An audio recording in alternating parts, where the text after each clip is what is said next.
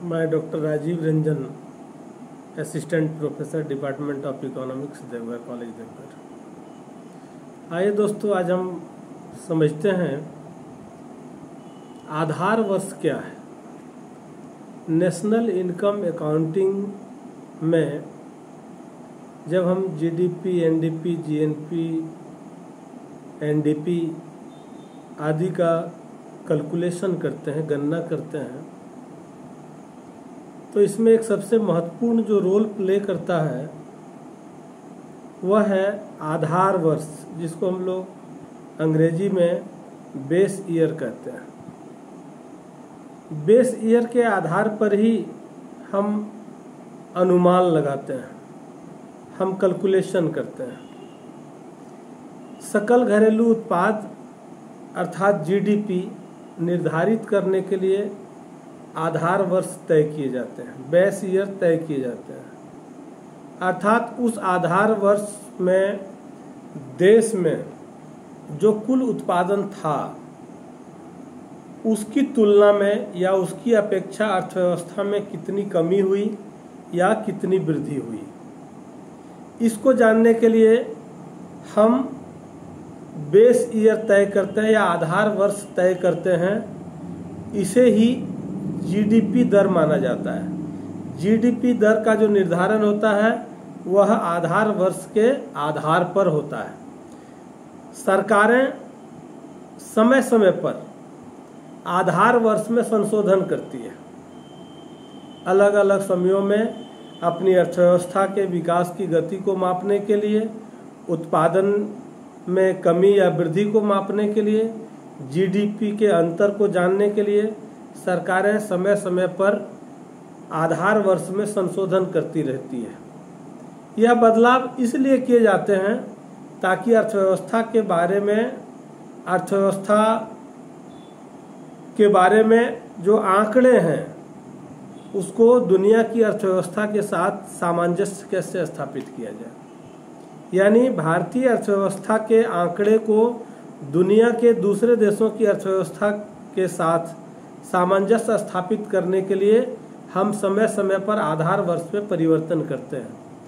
इसे अर्थशास्त्र भी जरूरी मानता है और अर्थशास्त्री भी। ऐसा माना जाता है कि साल पर बेस ईयर बदल देना चाहिए, यानी हर 5 वर्ष पर, हर 5 साल पर बेस ईयर बदल देना चाहिए, यानी आधार वर्ष को बदल देना चाहिए। वर्ष 2015 में सरकार ने जीडीपी सीरीज का बेस ईयर 2004-05 से बदल करके 2011-12 कर दिया। क्या होता है आधार वर्ष? आधार वर्ष एक प्रकार का बेंचमार्क होता है जिसके संदर्भ में राष्ट्रीय आंकड़े जैसे सकल घरेलू उत्पाद जीडीपी, सकल घरेलू बचत और सकल घरेलू पूंजी निर्माण आदि की गणना की जाती है। सकल घरेलू उत्पाद या जीडीपी का मतलब क्या है या इससे क्या अभिप्राय हम लोग समझते हैं? किसी देश में उत्पादित सभी प्रकार के वस्तुओं और सेवाओं का मूल्य है, जिसको हम लोग जीडीपी कहते हैं। हम जानते हैं कि जीडीपी मुख्यतः 2 प्रकार की होती है। एक है नॉमिनल जीडीपी और दूसरा है वास्तविक जीडीपी। नॉमिनल जीडीपी क्या है? यह चालू कीमतों यानी वर्तमान समय में किसी वस्तु की जो प्रचलित कीमतें हैं करंट ईयर में, प्रेजेंट पीरियड में, उस कीमत को व्यक्त करने वाली जो मापक है उसको हम लोग नॉमिनल जीडीपी कहते हैं।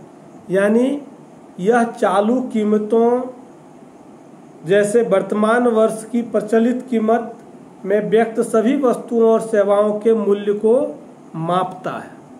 यानी जितने भी प्रकार की वस्तुओं और सेवाएं वर्तमान समय में उनकी जो कीमतें हैं उनको मूल्य को जो मापता है उसको हम लोग नॉमिनल जीडीपी कहते हैं। वास्तविक जीडीपी क्या है? वास्तविक जीडीपी है जीडीपी के विपरीत या किसी आधार वर्ष की कीमतों को व्यक्त की जाती है, सभी वस्तुओं और सेवाओं के मूल्य को बताता है।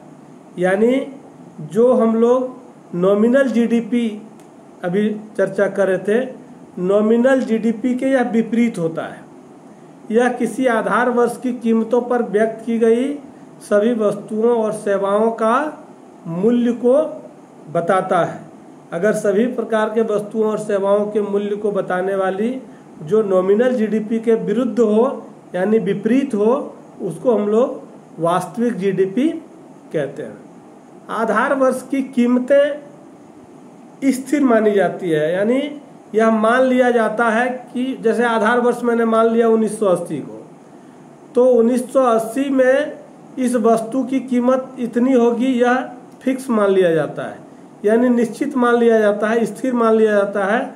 और उस समय उस बेस ईयर में या आधार वर्ष में उस वस्तु की कीमत में कोई परिवर्तन नहीं होता है, ऐसा माना जाता है। यानी आधार वर्ष की कीमतों को स्थिर मान लिया जाता है, जबकि चालू वर्ष की जो कीमत है उसमें परिवर्तन संभव है। यानी करंट ईयर में प्राइस का फ्लक्चुएशन पॉसिबल है, बट हम लोग जो बेस ईयर मानते हैं उसमें कीमतों को स्थिर मान लिया जाता है। सामान्य तौर पर हम कह सकते हैं कि आधार वर्ष को एक प्रतिनिधि वर्ष मानते हैं, जो रिप्रेजेंट करता है, जिसको सरकार बेस ईयर घोषित करती है। वह अन्य जो वर्ष रहे या अन्य जो काल अवधि रही, कालखंड रहा, उन तमाम वर्षों का वह प्रतिनिधि माना जाता है या प्रतिनिधि वर्ष माना जाता है।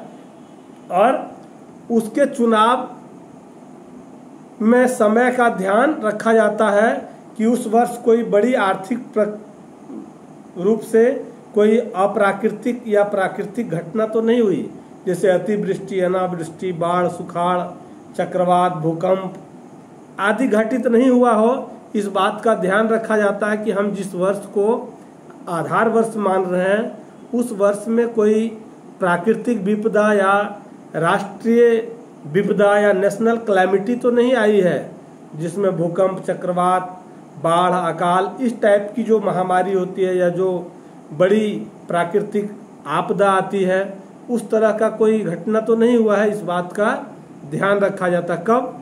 जब सरकार आधार वर्ष तय करती है या बेस ईयर जब डिसाइड करती है तब। सामान्यतः आधार वर्ष में परिवर्तन से देश के जीडीपी के आकार में भी सीमांत वृद्धि होती है। अगर परिवर्तन होगा तो उसमें सीमांत वृद्धि होगी। आधार वर्ष क्यों लाया गया? आधार वर्ष का इतिहास क्या है? आधार वर्ष का प्रयोग का इतिहास कब से शुरू हुआ?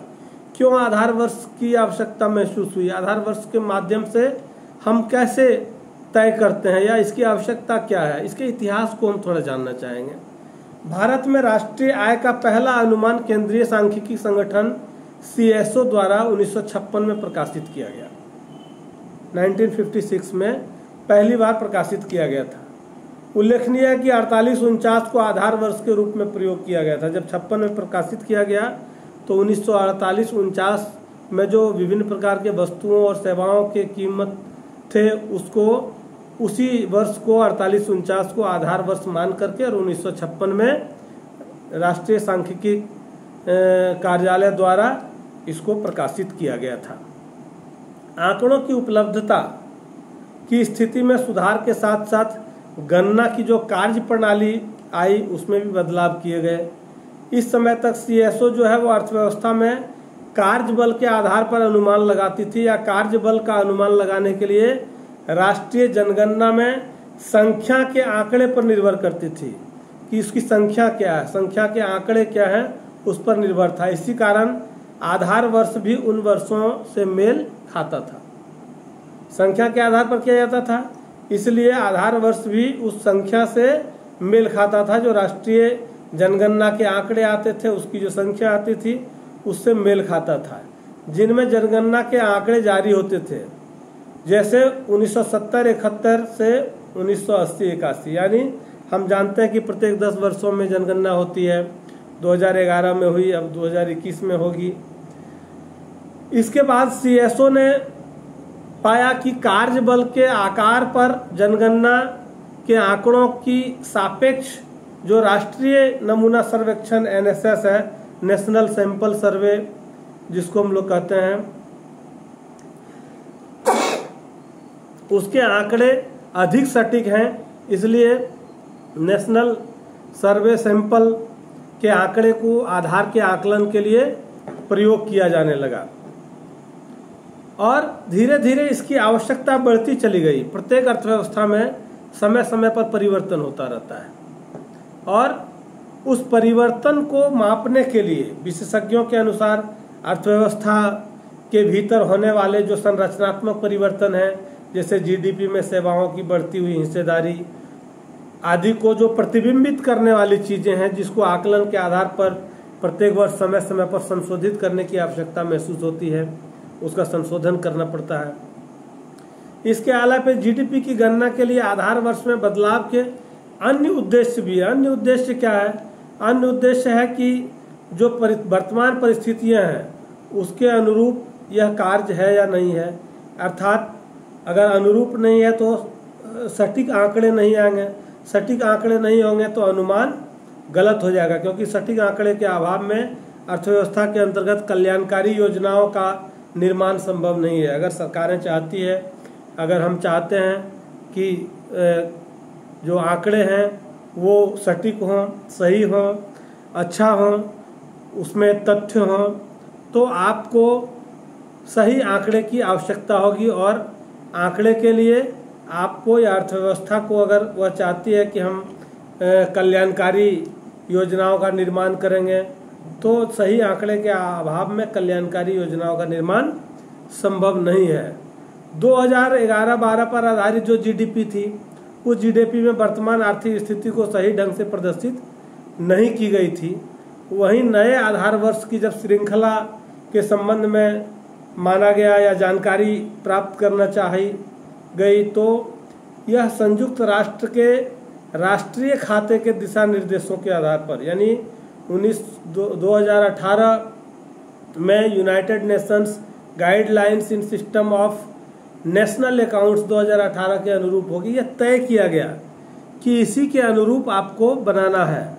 अगर इसके अनुरूप आप नहीं बनाते हैं तो यह सफल नहीं होगा, क्योंकि कोई भी सरकार, कोई भी अर्थव्यवस्था, कोई भी देश यह चाहती है कि हम देश के अंदर कल्याणकारी योजनाओं को कैसे डेवलप करें, देश के अंदर आर्थिक विकास को कैसे बल प्रदान करें, देश की अर्थव्यवस्था को तीव्र गति से कैसे आगे बढ़ाएं, हम दुनिया की अर्थव्यवस्थाओं का सामना कैसे करें, दुनिया की अर्थव्यवस्था से आगे हम कैसे आएं, विश्व के आर्थिक मानचित्र पर या विश्व के आर्थिक जगत में हर देश अपने को आर्थिक रूप से, सामाजिक रूप से, बौद्धिक रूप से स्थापित करना चाहता है। यह जो होड़ है, यह जो प्रतिस्पर्धा है दुनिया के देशों के साथ विकास के लिए, आर्थिक विकास के लिए, शैक्षणिक विकास के लिए, यह विविध क्षेत्रों में आए दिन तकनीकी विकास पर जोर दिए जाने के कारण आज पूरी दुनिया तकनीकी विकास को प्राथमिकता दे रही है और हम सब ग्लोबल वर्ल्ड में जी रहे हैं।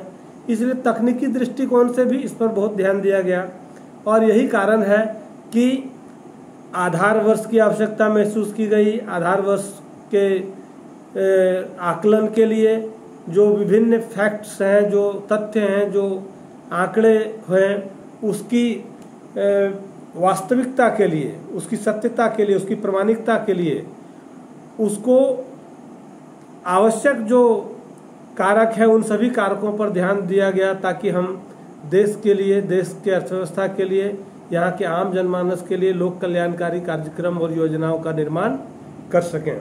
दोस्तों, अगर आपको मेरा वीडियो अच्छा लगा हो तो आप शेयर करें, लाइक करें, कमेंट्स करें। आप लाइक करेंगे, कमेंट्स करेंगे तो मुझे आत्मबल मिलेगा। मैं और अन्य विषयों पर भी अपने विचार लेकर आपके पास आऊँगा। धन्यवाद।